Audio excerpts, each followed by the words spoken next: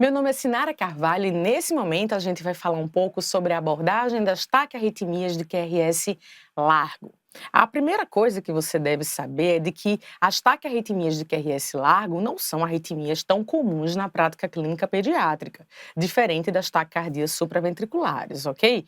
E a gente identifica no eletrocardiograma uma taquiarritmia de QRS largo, como o próprio nome diz, quando a gente encontra uma taquicardia com QRS bastante largo e, nesse caso, com intervalo RR regular. Uma provável taquicardia ventricular, certo?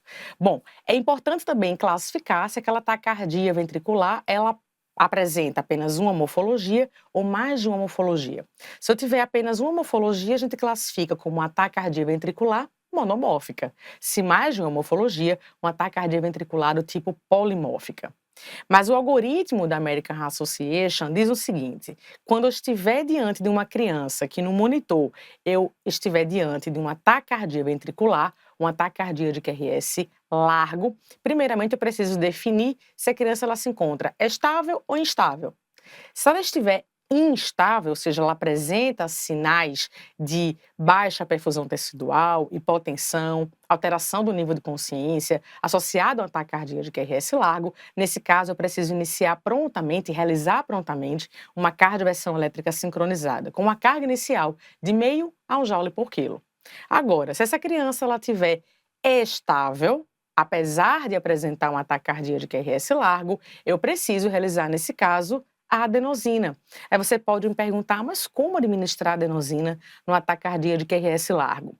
Existem alguns tipos de taquicardias ventriculares que são adenosina sensíveis, elas respondem à adenosina.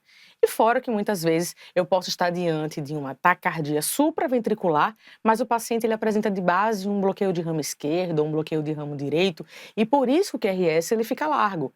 Então, por isso que a American Heart Association, na sua diretriz 2020, ela define que pacientes estáveis com taquicardia de QRS largo, a primeira medicação a ser feita é a adenosina. Agora, se eu estiver diante de uma criança instável, nesse caso não, a primeira medida a ser feita é a cardioversão elétrica sincronizada, ok? Como você pode ver no traçado eletrocardiográfico, a taquicardia ventricular apresenta, como eu falei, um QRS largo associado ao intervalo RR regular.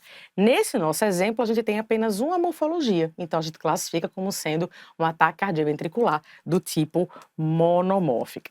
Essas foram algumas dicas importantes sobre a abordagem das taquicardias de QRS largo, que eu tenho certeza e eu espero que tenham me ajudado bastante a entender um pouco melhor sobre essa arritmia.